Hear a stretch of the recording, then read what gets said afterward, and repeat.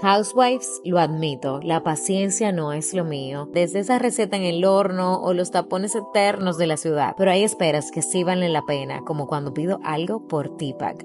Y en solo días el paquete está tocando mi puerta. Sin estrés, sin vueltas, así de simple. Porque T-Pack es más que un courier. Este episodio llega a ustedes gracias a Banco Popular, el banco de las ideas. Beber vino con hielo.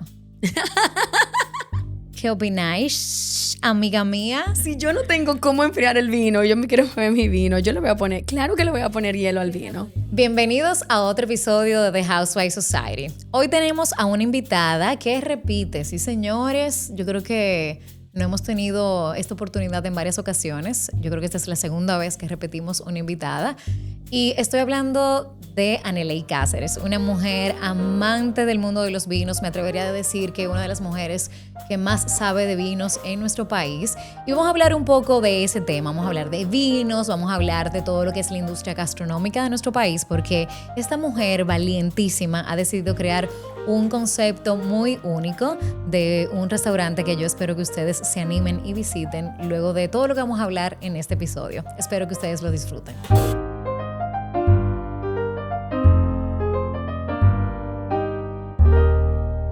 Bueno, Annelei, bienvenida nuevamente al podcast. Gracias. Estaba diciendo que tú eres la única segunda invitada que ha repetido. ¿En serio? Ajá. Oh, Arlene perdón. repitió y tú.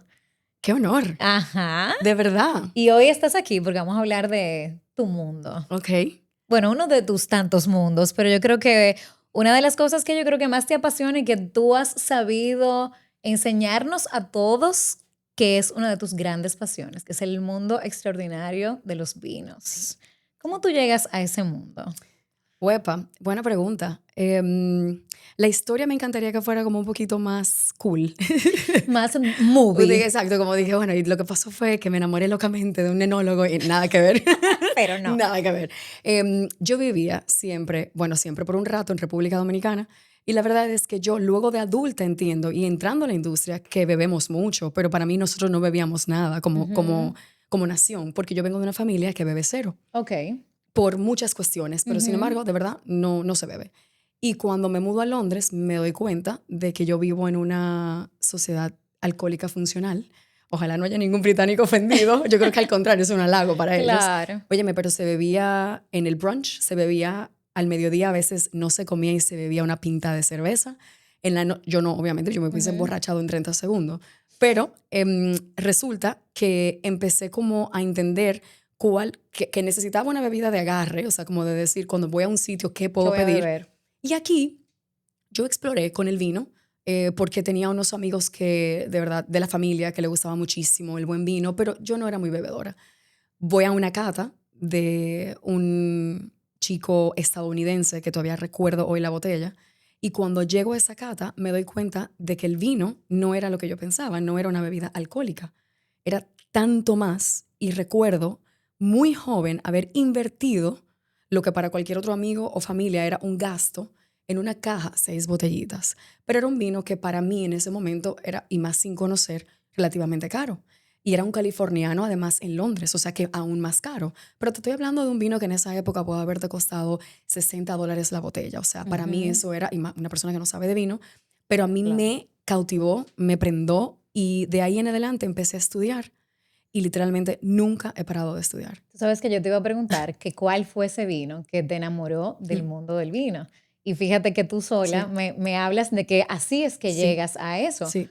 O sea, ¿cuál era ese vino? ¿Tú recuerdas cuál era? Absolutamente. ¿Era tinto, era blanco? Blanco, te puedo decir exactamente todo. ¿Cuál era el vino? Ok, era un vino que se llama Sandy, de un enólogo experto, gurú, una de mis admiraciones más grandes, que se llama Raj Parr, que escribe, tiene un libro que se llama The Wine Atlas of the Sommelier. Él es en realidad de un origen de la India, pero vive y ha vivido creo que casi toda su vida en Estados Unidos, en California, y hace vino también en Oregon. Pero ese vino era un Chardonnay de Raj Parr llamado Sandy, de Santa Rita Hills específicamente. Y la añada no la voy a recordar, pero recuerdo que para mí eso debe haber sido 2009, 2010. O sea que ponte tú que la añada debe haber sido 2 años antes. Wow. Pero yo recuerdo el sabor, o sea, yo sigo consumiendo ese vino. Eso te iba a Sí, preguntar si el vino todavía existe. sí, existe. Wow. O Sí, sea, increíble. sí. Ahora, yo creo que no es lo mismo tú volverte aficionado del vino, que disfrutes del buen vino, que es volverte experta en ese mundo, volverte sommelier, ¿no? Si no lo hagan. O No lo sea, hagan. Quédense con el asfixie. ese es un gran salto. O Sí, sea, hay una diferencia entre sí, tú disfrutar a tú querer conocer y sí, adentrarte a ese mundo. sí, sí, sí, sí, muy grande. ¿Cómo tú diste ese salto? Ok, la verdad, yo creo que me puedo catalogar un poco como nerda y eso ayuda. O sea, me Ujú. encanta, o sea, como una esponja. Yo amo leer, amo conocer culturas a través de viajar y hablar mucho con personas de, bueno, locales. Y para mí el salto fue, yo ni siquiera me di cuenta, porque yo nunca entré a la industria como vendedora, yo nunca entré a la industria como sommelier.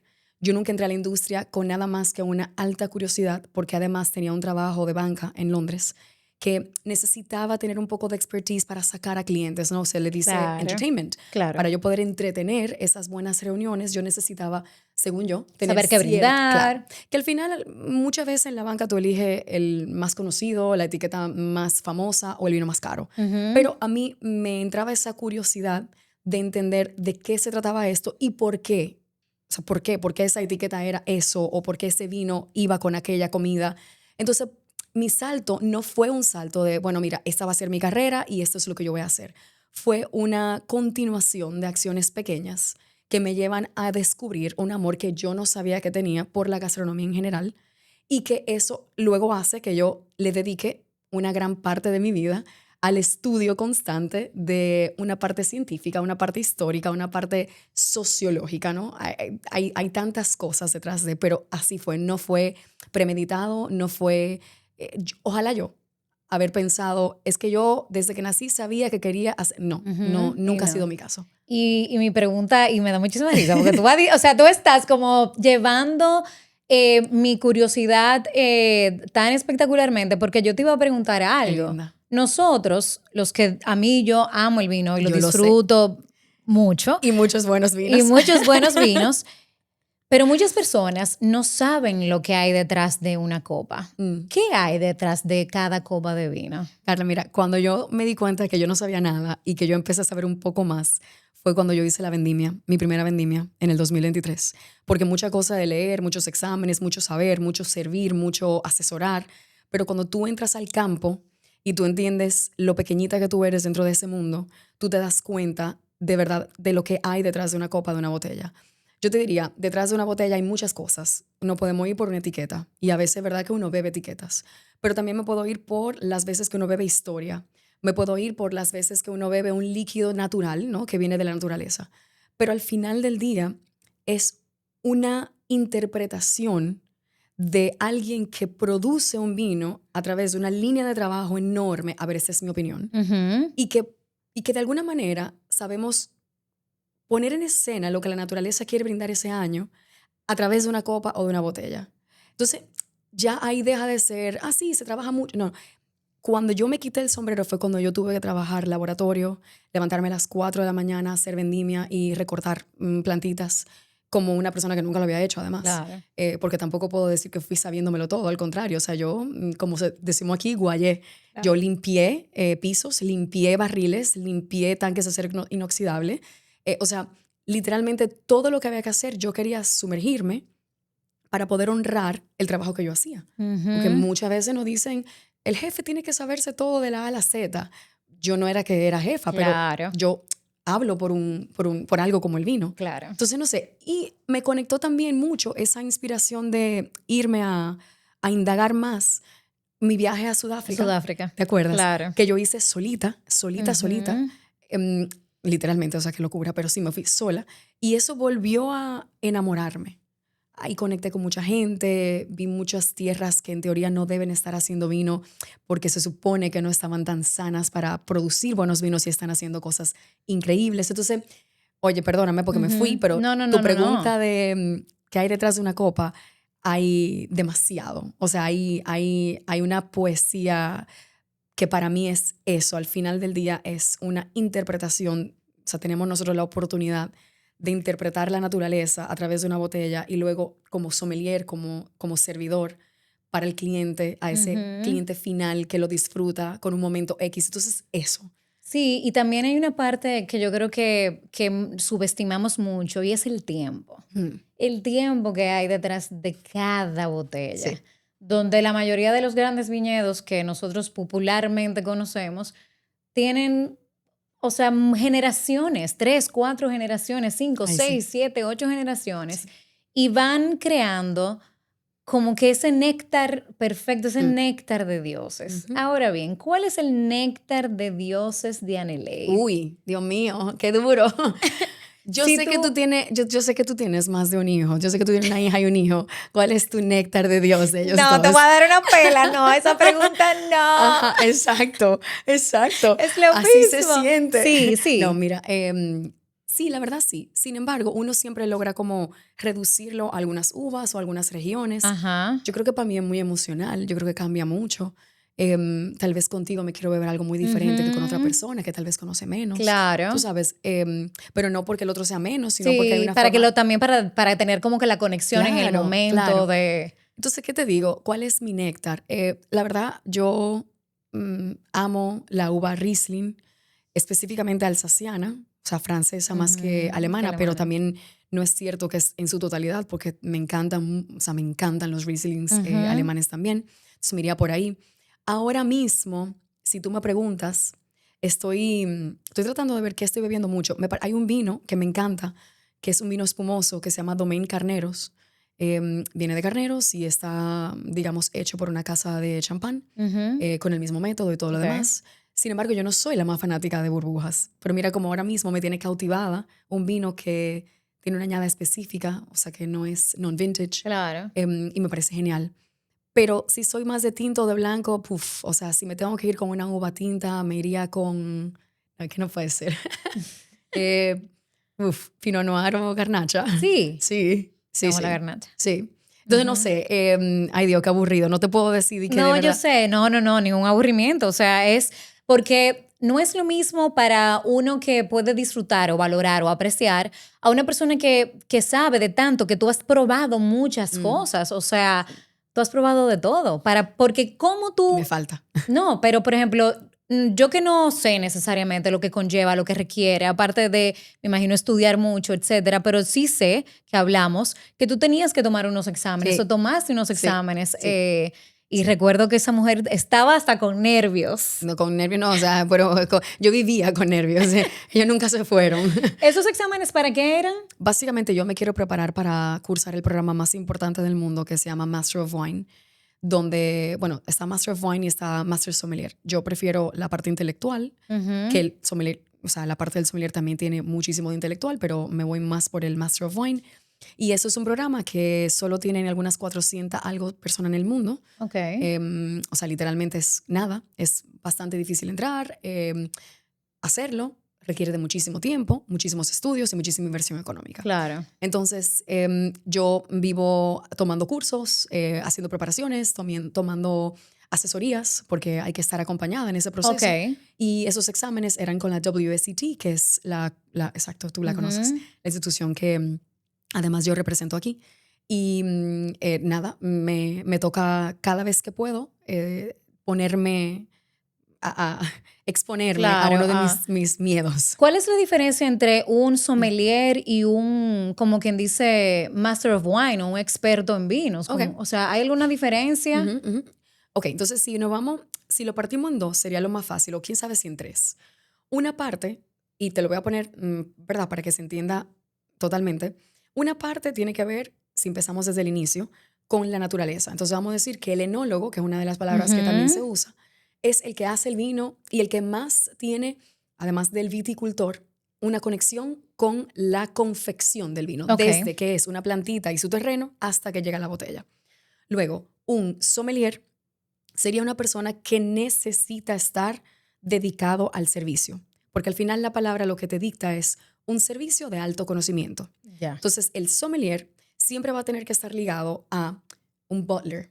O Ok. sea, soy servidora o camarera Ajá. o sommelier en un restaurante, en una casa club, donde quieras, pero mi labor es el servicio, entender una carta, tener una conexión con los productores o con los dueños de ese restaurante para poder proponer una carta y un programa de vino, ¿no? O sea, entonces ese es el sommelier.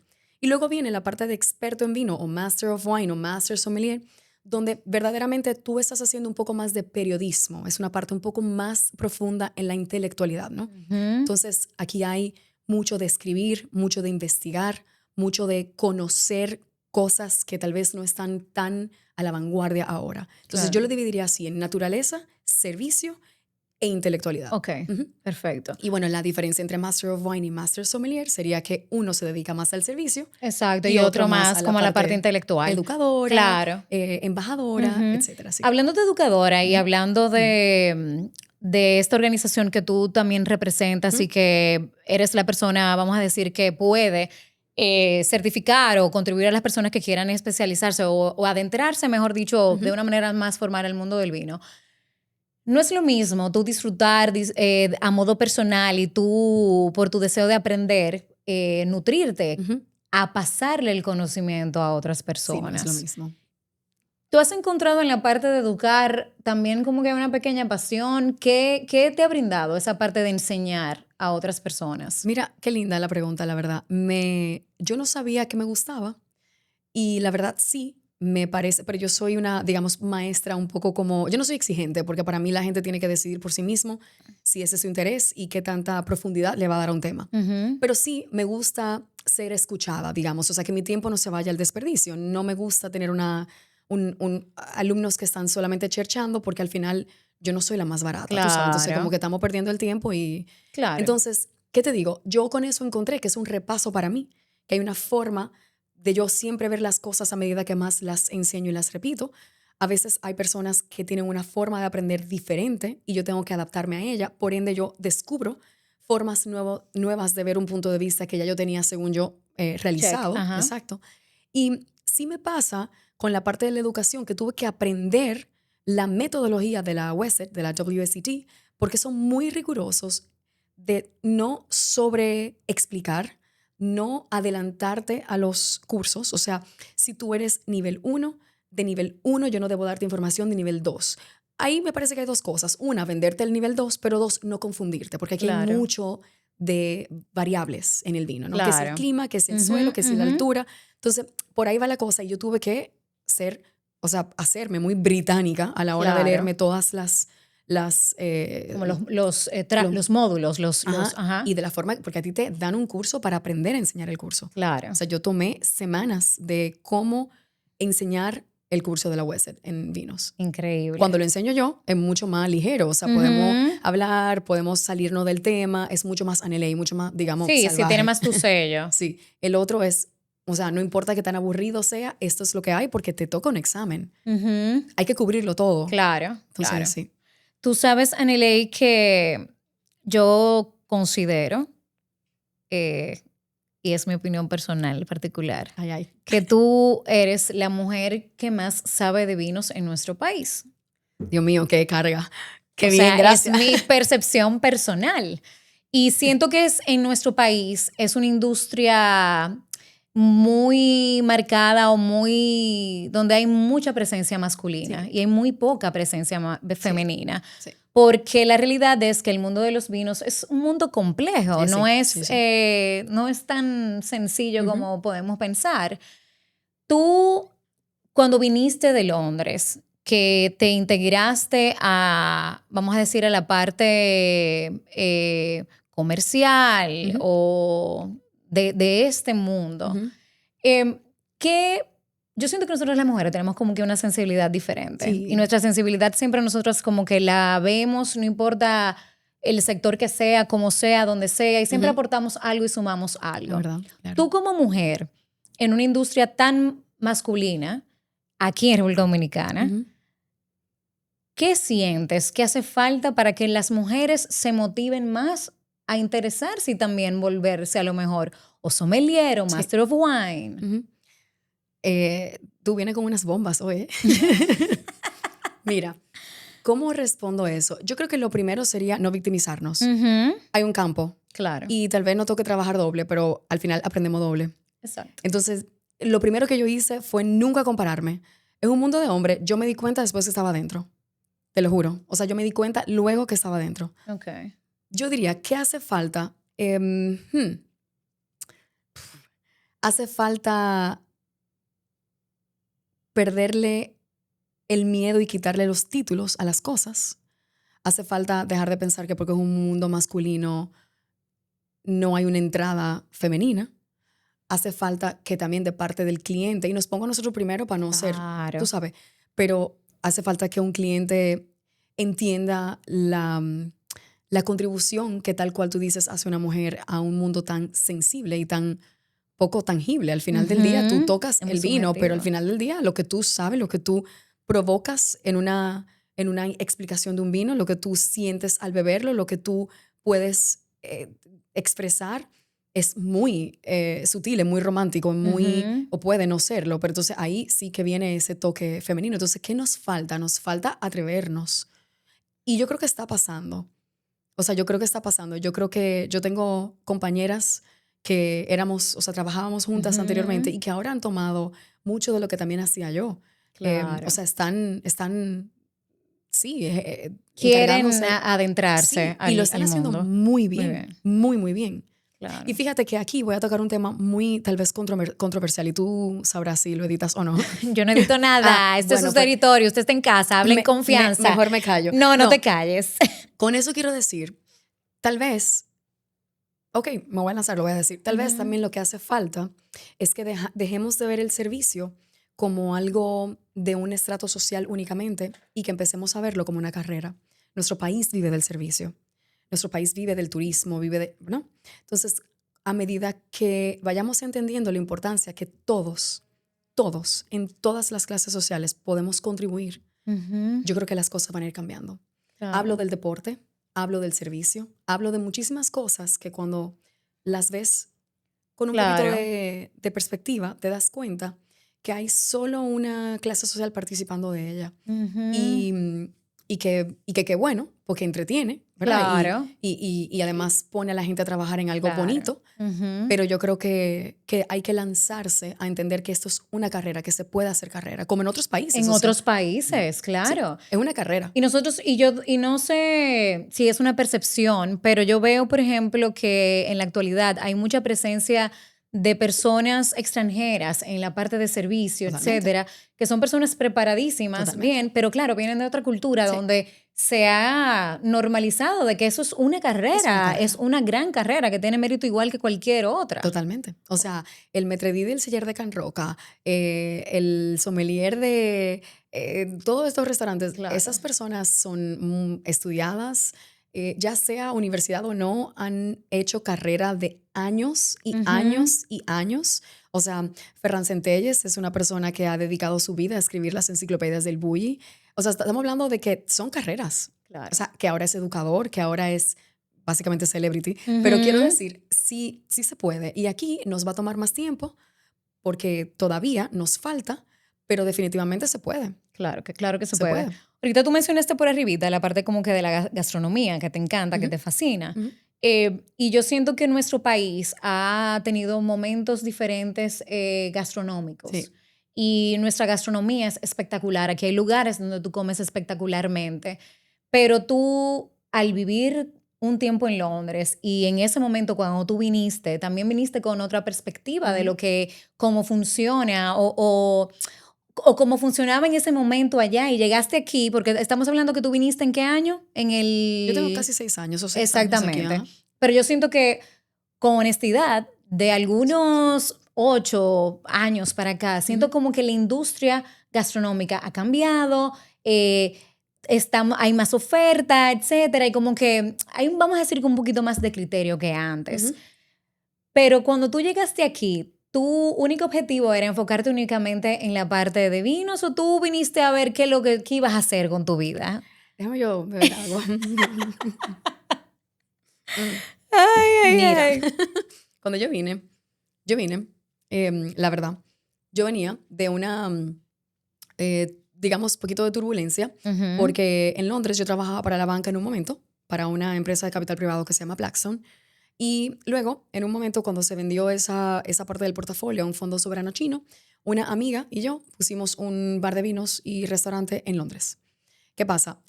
Y hablo a la clarísima, esa sociedad fue muy mala, el proyecto fue muy bueno. Entonces yo tuve que tomar una decisión ejecutiva de básicamente liquidar o vender. Y eso fue lo que hice. Y venía aquí a, digamos, de alguna manera sanar por corto tiempo. Yo nunca me quedaba. Cuando vine, de una manera u otra, el alma conecta con casa y esta es casa. Claro. Y empecé a entender que era una posibilidad que además yo quería quedarme. Y mi primera... El vino siempre fue un hobby. Y como venía de ese trauma, de lo que había pasado con eso, yo dije, no, eso quiero. no. Y me empecé a involucrar. Yo quería trabajar con mujeres y quería trabajar en el campo hasta para hacer esa juxtaposition entre el trabajo de banca, ¿no? Del gran... Claro. Sí, o sea, del capitalismo versus lo otro.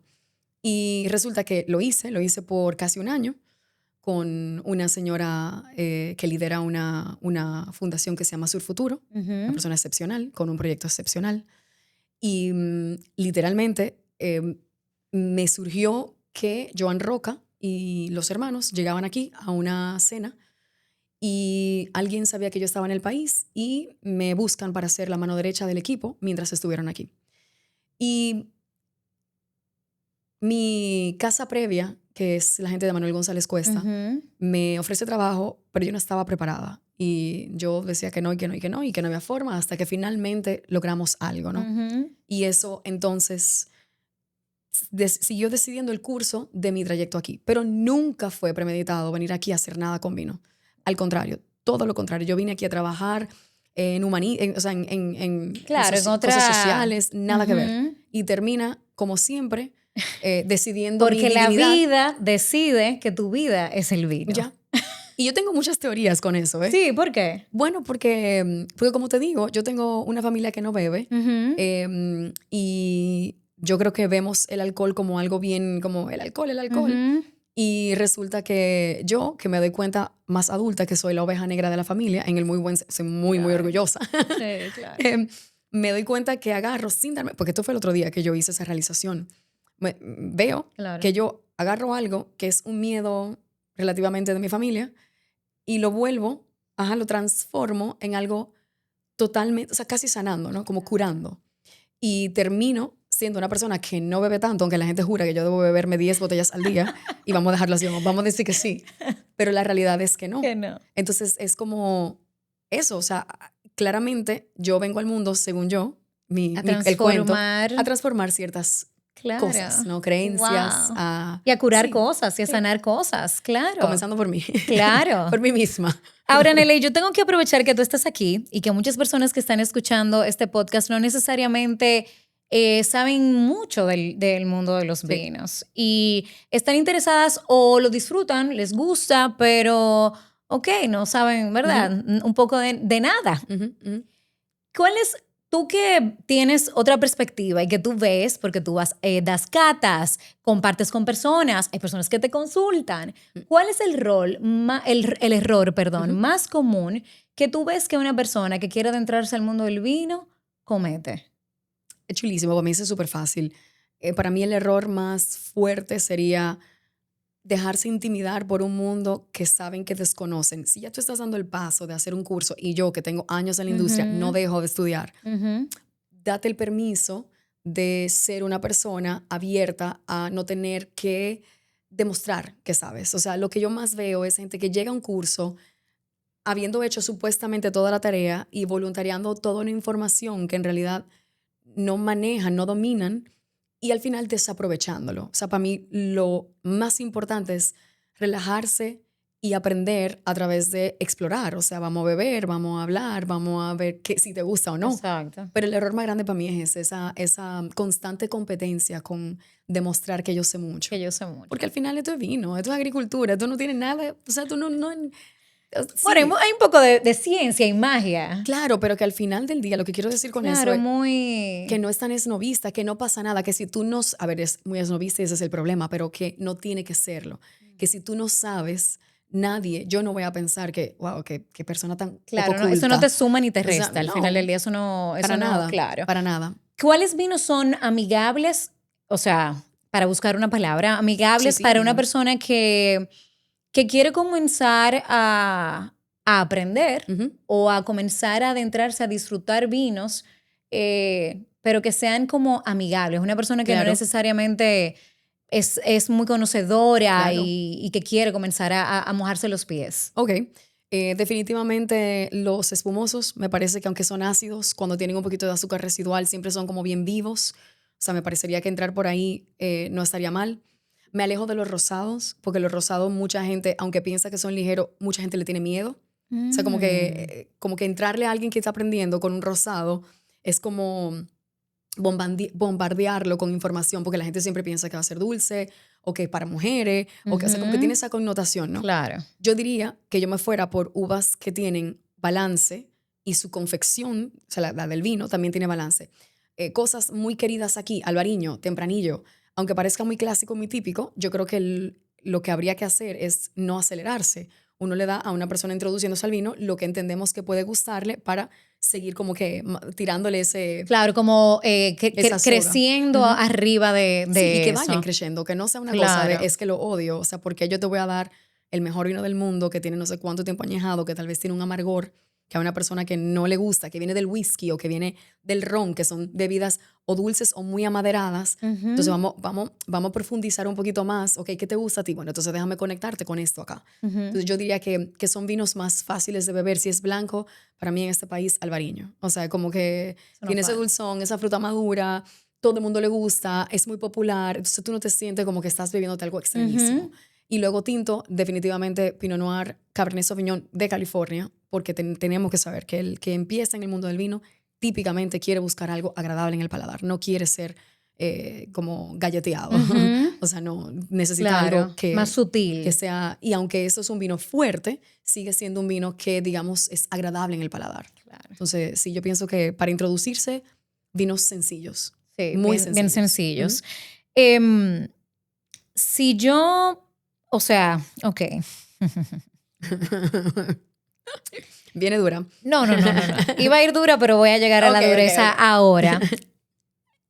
Yo creo, ¿verdad? Que hay mucha desinformación en torno a los vinos, porque nosotros somos yo creo que a veces actuamos mucho como los ganados. Sí, tú tienes toda la razón. Que seguimos Sí. como, ok, el vino que se está bebiendo ahora es este vino y todo el mundo bebe el mismo vino. Sí. O sea, como que yo siento que en el mundo del vino hay como un poco como de moda, como Sí, que sí, el sí. vino que está de moda. Ujú. ¿Por qué pasa eso? Bueno, mira, una estrategia buenísima de la gente que distribuye vinos, que quiere evidentemente poner algo en el mapa y dejarlo en el top of mind. O sea, mercadológicamente me parece súper bien.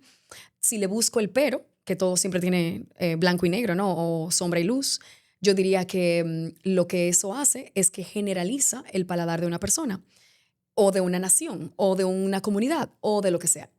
Eso deja poca estimulación a que el consumidor final entienda qué le gusta y qué no le gusta, porque está ya totalmente, o Sí, no sea, tiene más opciones. exacto, está casi, digamos, de alguna manera manipulado, que la manipulación otra vez lo digo como algo bueno y malo, no pasa Claro. nada, pero está para que esto le tenga que gustar obligatoriamente porque está de moda o porque fulano lo bebe. Voy a darte un ejemplo que me parece buenísimo para esa pregunta. Hubo una época donde Robert Parker, que es un crítico muy importante, que sí, ya vendió su sitio y todo lo demás, bien, pero influyó tanto que el paladar de muchas personas, especialmente en Estados Unidos, se calibró, como le digo yo, al suyo. Lo que hizo que de alguna manera la industria, hasta en Francia, empezara a realizar, a confeccionar, a hacer vinos más parecidos, o sea, con más potencia. Con más... Claro. Entonces, Wow. ¿qué pasa con eso? Que dejamos de ser únicos, dejamos de ser La parte auténticos, creativa, ajá, dejamos de... auténtica. Exactamente. Entonces, ya yo no estoy explorando el vino, ya yo estoy bebiéndome algo masivo, Comercial. ¿no? Entonces, que también está bien. Claro. Como todas las marcas de zapatos, de cartera, de joyas, de lo que sea. Claro. Pero lo chulo es siempre sombra luz, es también tener lo otro. Y por Claro. eso surgen todos estos movimientos de vinos que son que si naturales, que no todos son buenos, que si sin sulfito, que no es verdad, que si, o sea, Okay. obvio. Todas estas cosas que también son maneras de mercadear algo, pero que te dan esa opción donde tú puedes conectar más con la parte humana, con la parte histórica, con la parte artesanal del vino. Entonces, eso, pero nada está bien o mal, pero hay cosas que no favorecen a un estilo de persona. Sí. Y también pasa que en ese mismo, o sea, en ese mismo tenor de que, wow, nos montamos en esa ola de que ese es el vino que está en tendencia y que me lo voy a tomar, también sucede que siempre he escuchado que, y siempre las personas lo dicen, y es cierto, que el mejor vino es el que te guste a ti, y sí. Pero también hay algo que es, yo creo que ahí tiene su cuota de realidad. Los vinos buenos son vinos buenos. Y ya. Y ya, claro. Y sí es cierto que hay una parte de subjetividad, pero o sea, y yo sé que es algo como para salir de esa pregunta que es una pregunta como incómoda. Claro, claro. Mira, tú tienes toda la razón. ¿Cómo fue que me dijo una vez Hochi Fresobe? Me dijo, que, mire, hombre, deje su humildad falsa. Claro que es Y eso. yo uso eso todo el tiempo porque de verdad, a veces somos tan falsamente humildes. Sí, pero no, o sea, la realidad es la realidad. La realidad es la realidad. Y mira, para mí 2 puntos en si qué es un vino bueno y qué no es un vino bueno.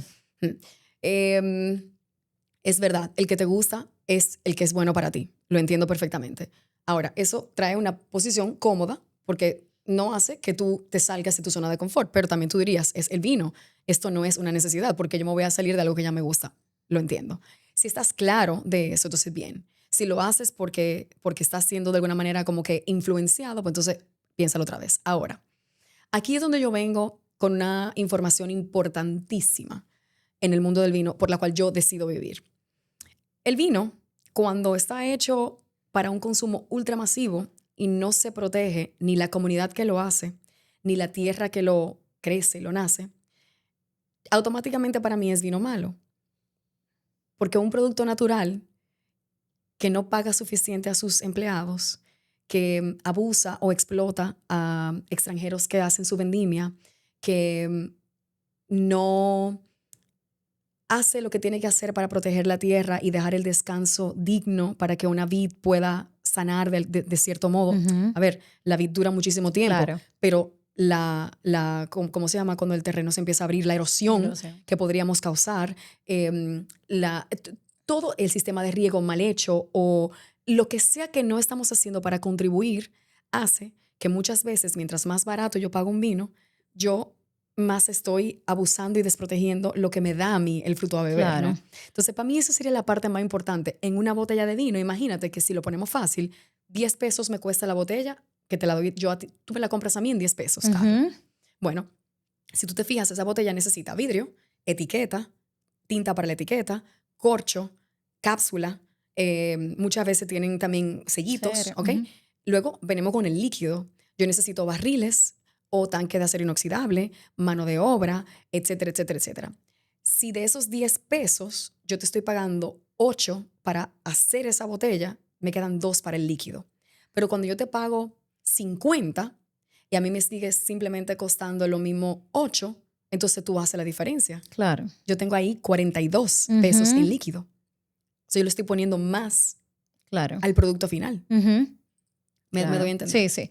Y mira, y hablando de eso, no sé si te pasa, que entiendo que sí, que claro que sí. Y como tú eres una persona que sabe de eso, lo siento, te lo tengo que preguntar. Cuando nosotros viajamos y vamos a otros países, e incluso, claro, yo sé cuál es la respuesta, pero también te la voy a hacer de todos modos, porque sé que hay personas que les pasa por la cabeza esto. Tú viajas y vas a Estados Unidos y vas a un restaurante y pides un vino X. O vas a España y pides un vino X y ves que cuesta mucho menos de lo que cuesta aquí. ¿Qué pasa ahí que nosotros pagamos un vino relativamente caro para lo que es, vamos a decir, en otros mercados, porque no es para lo que debería de ser, sino para lo que es en otros mercados el costo? O sea, buenísima pregunta. Y yo creo que eso es una pregunta que tal vez tú y yo sabemos la respuesta, pero tal vez deberíamos informar a la gente de por qué. Yo no tengo la totalidad de la respuesta, pero yo te voy a dar mi opinión como experta. Correcto. 1, estamos en una isla. 2, no producimos vinos. Entonces, si yo me voy a Francia y consumo el vino francés, es evidente que va a ser mucho más barato ahí porque no tiene que pasar por leyes de impuesto, por un avión refrigerado o un barco con... O sea, miles de variables que influyen el por qué mi vino aquí cuesta X. Yo te voy a llegar a la otra parte. Otra vez siempre hablamos luz-sombra, ¿no? Claro. Ok, entonces, eso es lo primero. Si yo voy a compararme con un lugar hasta Estados Unidos, que por cierto, tú compras vino estadounidense en Estados Unidos de buena calidad y no es barato. No. ¿Por qué? Porque la tierra es cara ahí, ¿no? Entonces, y lo mismo pasa, bueno, ¿qué pasa? Que España tiene tierra que cuesta mucho menos y la mano de obra probablemente también cueste menos, aunque en México, en California, como es... Claro, frontera, claro. Exactamente. Entonces, ahí tenemos, bueno, esa relativa ventaja. Entonces, por un lado es eso. Por otro lado, cuando tú llegas aquí, o sea, los impuestos son enormes para el vino. Y como te digo, estamos en el Caribe. Yo tengo que habértelo traído en todo lo que te dije que no te voy a repetir. Lo único que te voy a volver a repetir es el contenedor refrigerado. Eso es importantísimo para yo asegurar. Exacto. Entonces ahora vamos a la otra parte, márgenes. Los márgenes que a veces ponemos, las personas que tenemos lugares donde vendemos vinos, a veces sí que son abusivos, a veces no lo son. A veces marcamos por las etiquetas. Esa yo sé que se vende, esa yo sé que hay un público para ella y yo voy a marcar más porque lo estás consumiendo aquí. Una tienda te cuesta menos, un grab and go te cuesta menos, un consumo en el local te cuesta más. Y por eso tú ves que puede variar. Tú vas a un sitio y te cuesta la misma botella diferente a otra, porque tal vez no hay una estructura que eso, o sea, queda de cada quien. Pero la razón de ser mayormente es una isla que no produce vino y que además quiere las marcas típicamente más comerciales. Entonces, esas marcas cuestan. Traerlas aquí cuestan. Y no tenemos como... ahora tú me vendes jugo de China y probablemente sea más barato, más fresco y mejor que el que tú te vas a beber en Londres. Claro. Obvio. Pero ese es el precio que uno paga. Entonces, a veces no es que están abusando de nosotros. Es que cuando tú liquidas un producto, una mercancía, que lamentablemente no siempre liquida igual, es lo que hay. Claro. Y todo ha subido, no es solo el vino. Y hay que entender también, no sé si es correcto, o sea, no corrígeme. Las bodegas cuando producen su vino, y hay años que son muy buenos, claro, años que no son tan buenos. Me imagino que si un año una bodega produjo menos cantidad de botellas porque la producción no necesariamente fue tan buena. Alto, claro. Exactamente. No. Es más caro ese vino. Claro. Y puede ser el mismo vino que usted siempre pedía, lo mismo, claro, va a tener otra añada, pero sí, es el mismo y puede variar en un año. Mira, estamos viendo unos cambios muy, muy, muy interesantes. Y digo interesantes porque no son necesariamente buenos para el mundo del vino. Ahora mismo está pasando, típicamente, una casa comercial que tiene muy buena inversión, digamos, puede darse el lujo de que aunque una añada no haya sido muy buena, o haya sido muy buena pero el rendimiento es más bajo, pueden dejar el precio muy similar, simplemente porque tienen una línea que honrar, que es este precio, esta botella o esta marca cuesta esto y yo no puedo venir que todos los años yo la voy a fluctuar. Pero, por el otro lado, también tú tienes, en realidad, casas que son, de ultra importancia como las de Burdeos, como las de Borgoña, donde oferta-demanda es casi imposible comprar vinos. Y ahora mismo estamos viendo que fue el primer año donde la Place de Bordeaux, que es un sitio donde básicamente, digámoslo de esta manera, se intercambian vinos de una manera muy premium, donde nada más entra como que la crema, un grupo, exacto, un selecto de personas. Vamos a ponerlo súper fácil de entender. Ese fue el primer año donde verdaderamente no se vendió casi nada. Entonces, hasta eso va a cambiar ahora. O sea, hasta lo de que, tenemos menos vino y le vamos a subir el precio, no va a ser tan fácil ya. Pero es verdad que lugares como, no, tranquilo, como Burdeos, como Borgoña, por cuestiones de oferta-demanda, sí puede fluctuar enormemente dependiendo de la añada. Sí, porque, y si te lo pregunto, porque para los mortales como nosotros, ¿no? A veces vemos eso y decimos, wow, yo no voy a estar dispuesto a pagar una botella y no sabemos todo lo que conlleva y lo que hay detrás. Sí. Aneley, beber vino con hielo. ¿Qué opináis, amiga mía? Por favor, de eso. De verdad, que sí. Te voy a decir cómo. Si yo estoy en la playa y mi vino no está frío Y yo estoy en la ola no sé cuál, allá atrás, Claro. con mi vasito de no foam, pero plástico De reciclable. ese acrílico. Que quede muy claro. Y mi vino se calentó. Ah, bueno, pero como quiera tengo que salir a buscar hielo. Ok, perdón. Ok, el punto. Si yo no tengo cómo enfriar el vino, yo me quiero beber mi vino, yo le voy a poner, claro que le voy a poner hielo al ¿Qué vino. tanto hielo? Mucho hielo, porque el tu cara. Ok, oye, ¿qué pasa?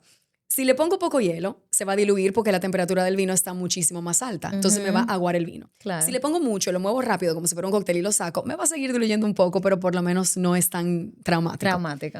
Ahora, si lo que hay es vino con hielo, el vino se va a beber y punto. Ah, no, claro. Pero, de verdad, ahora como experta, evidentemente no. Y yo no lo haría con cualquier vino. Te hablo, me fui inmediatamente a la playa. Claro. Un vinito ligero, que yo lo que quiero es el swing de que tengo un poquito de alcohol y que me estoy bebiendo mi vinito rico y que lo quiero frito. Bien, pero yo no te voy a poner un vino evidentemente importante Claro, con hielo. Entonces, al final, la respuesta mía de verdad es no, con mi humildad falsa de decirte que se puede si es necesario. O más bien, esa no es falsa. Que sí que se puede es la falsa. Es realista, es practicidad. Pero, o sea, mira, la falsa es sí se puede, sonrisa. Y la por de dentro no. Exacto, la de verdad es claro que se puede si no hay otra alternativa. Claro. Y la de verdad es absolutamente no, pero depende del vino si lo voy a hacer. Sí. Annalise, si una persona quiere parecer... Qué fuerte. Porque pasa esto. Tú a veces estás en una mesa donde hay personas que son conocedoras de vino, etcétera, y tú comienzas a oír toda esta terminología que fulano dijo, wow, que tiene madera, y fulano dijo, wow, que los taninos. Y que el Brix y la fermentación maloláctica. Y que...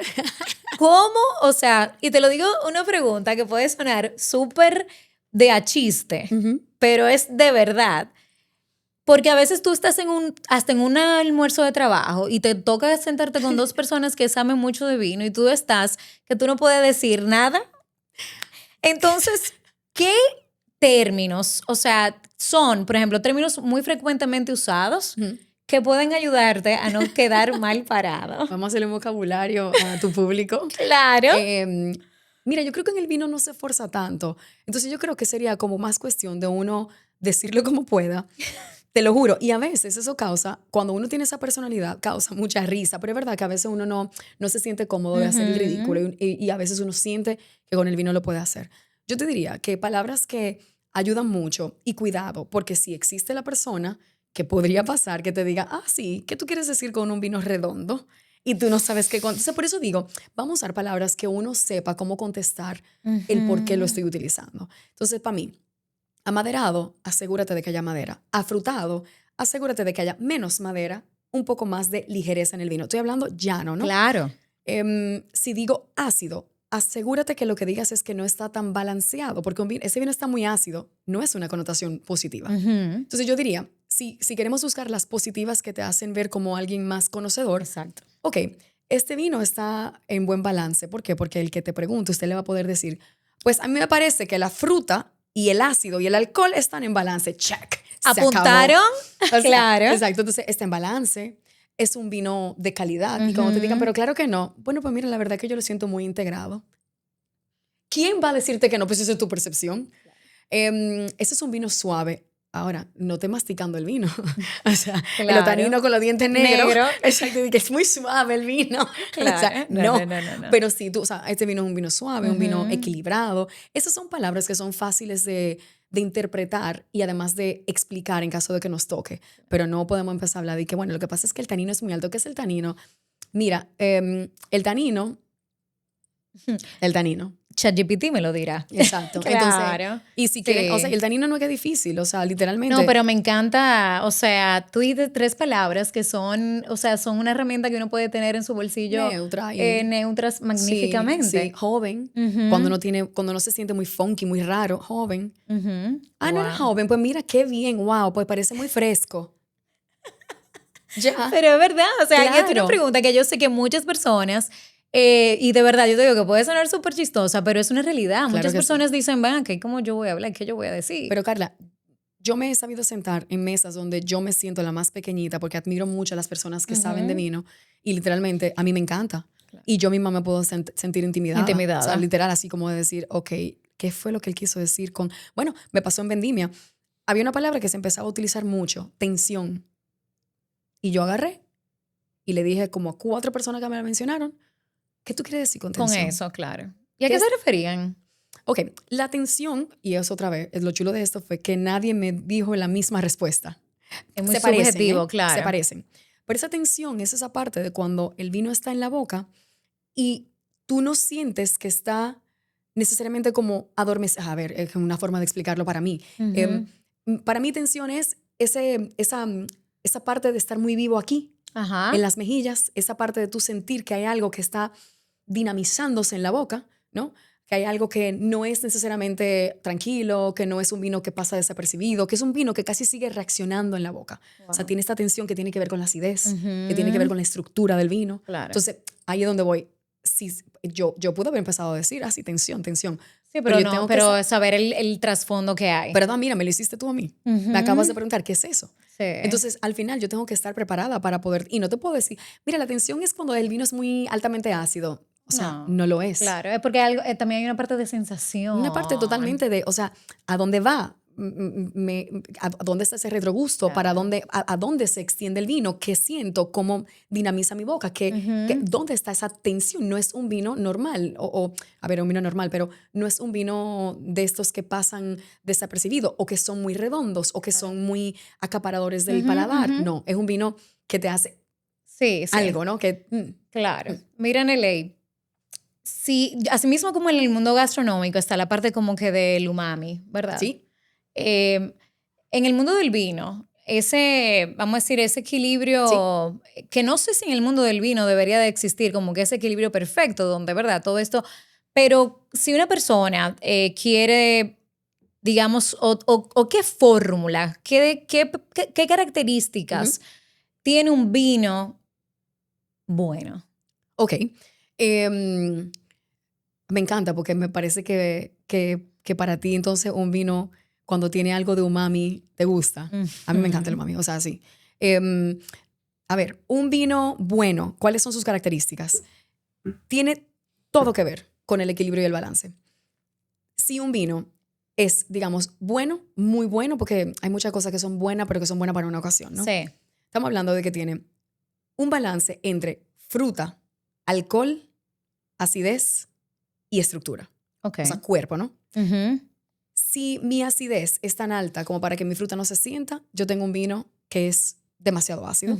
Si mi alcohol es lo único que yo siento y no tengo madurez de fruta o intensidad en boca de fruta, yo tengo un vino altamente alcohólico que probablemente puedo ceder un poco oxigenando y tal vez calme un poquito, pero tengo entonces esa parte que me quema, esa parte de una sensación no agradable, un retrogusto que tal vez es más corto y que solo se queda en el alcohol.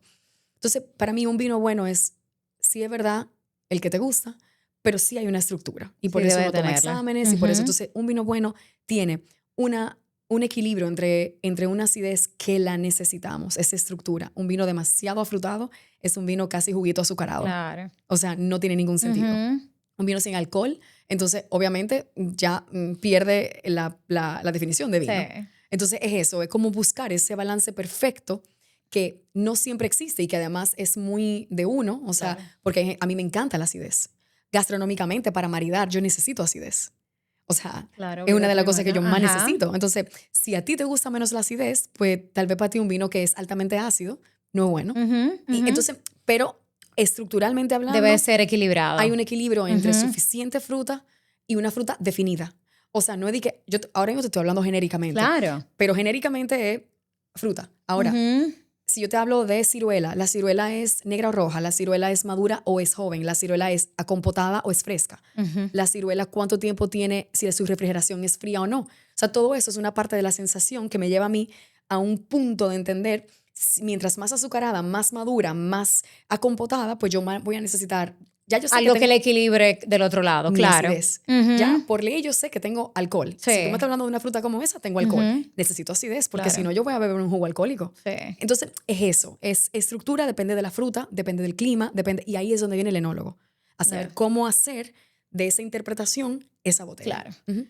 Hablando de maridajes, etcétera, tú tienes un proyecto espectacular. Gracias. Que abriste un concepto único, diferente y me da muchísima risa porque es desde las 7 de la mañana, 8 de la mañana. ¿De qué hora que está abierta? 7. Desde las 7 de la 7. mañana. O sea, del café al vino. Del café a vino.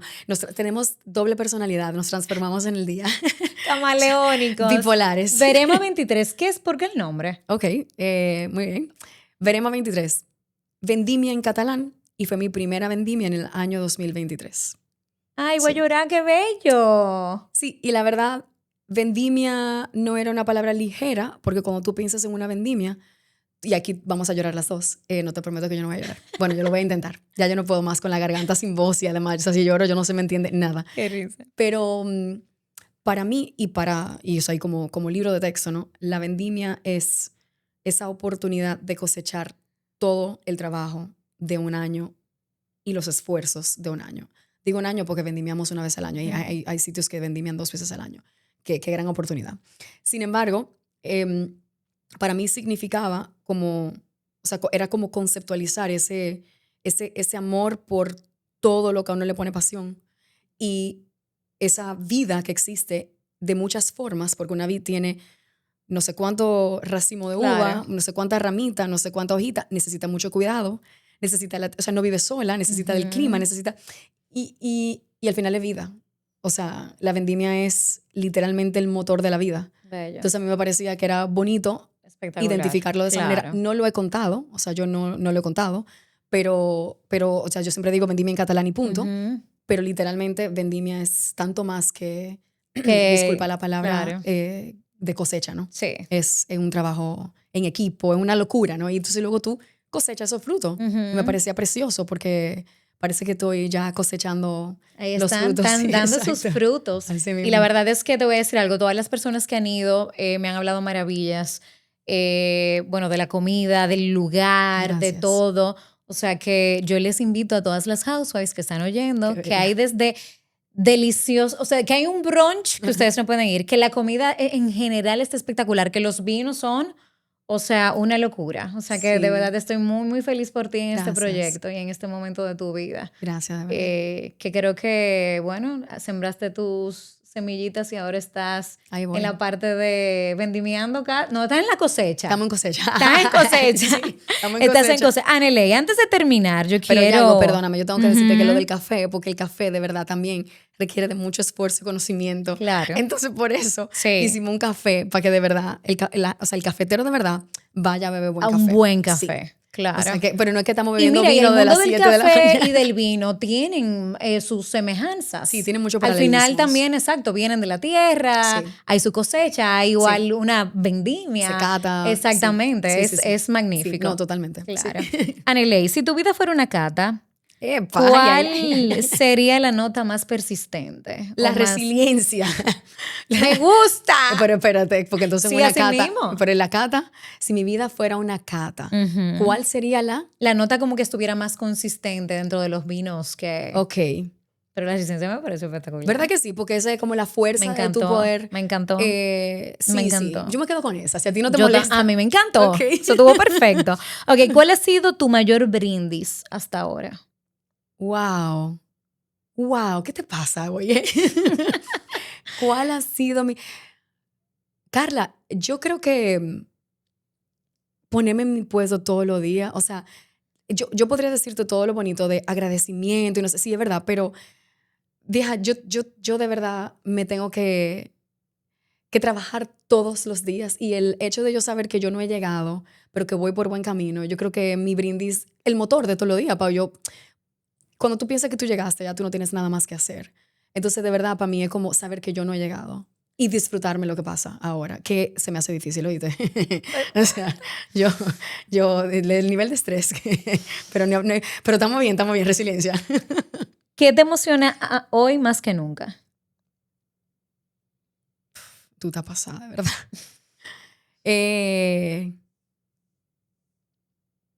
Formar familia. ¿Ah? Wow, no me esperaba esa respuesta Ni para yo nada. tu pregunta, y me da mucho pique que está en un podcast ahora. Lo siento, no es mi intención. Yo creo que sí, yo creo que a medida que tú vas como queriendo, yo soy muy rara. Claro. La gente empieza a decir que no, que el mundo se está acabando y que el mundo es malo y que no sé qué. Y en realidad el mundo es lo que tenemos. Entonces, yo creo que yo tengo aportes que hacer. Entonces, sí, me parece chulísimo.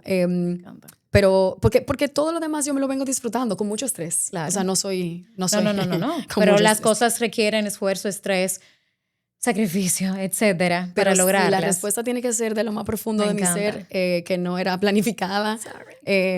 Sí, yo creo que eso, formar familia. Por último, y antes de que te vayas, ¿qué sueñas lograr en los próximos años para Verena 23 y con tu carrera? Huepa. Ok, Master of Wine, seguro, eso es lo que sueño, ¿no? Y luego con Verema 23, sueño que corra solo y con mi asesoría, porque eso sería un buen negocio, ¿no? Claro. Que no requiera del esfuerzo del inicio Claro. todo el tiempo. Y me encantaría verlo en muchísimos países.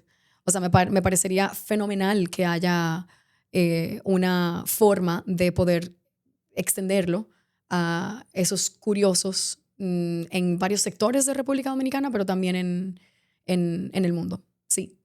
Y que paralelo a eso haya una labor social de entrenar y de formar a las personas con las que yo trabajo como una forma de aportar a mi sociedad, país, claro. sí, a mi país, específicamente a mi país, a la sociedad, ojalá que ese es mi granito, porque mi país yo creo que Claro. necesita muchísimo lo de entender el servicio como carrera.